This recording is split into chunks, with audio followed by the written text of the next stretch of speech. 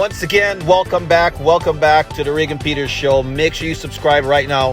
We're bringing you entertaining contents on this channel. Make sure you subscribe and share the video and because will give us a lot of advantages and make you get a lot of these contents. Let's get right into it, as I always do.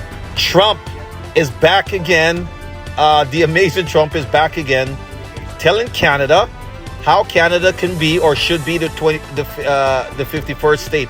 I really think Canada should really think about it, or what's there to lose. The greatest empire in the history of the world wants you to be them, and you don't want to be them.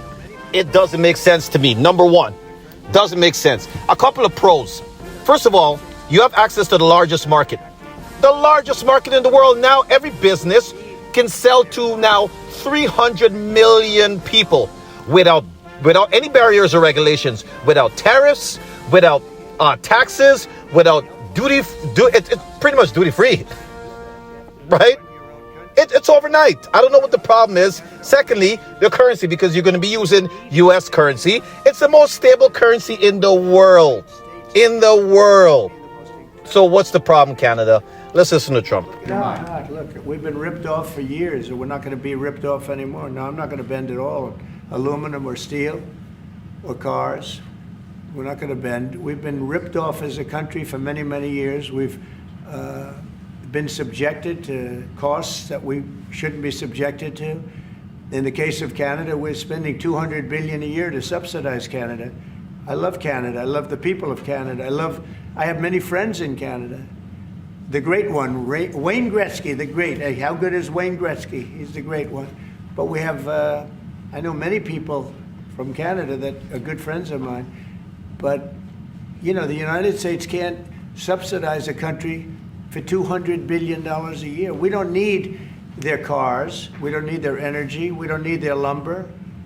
We don't need anything that they give. We do it because we want to be helpful, but it comes a point when you just can't do that. You have to run your own country. And to be honest with you, Canada only works as a state. We don't need anything they have. As a state, it would be one of the great states anyway. This would be the most incredible country visually.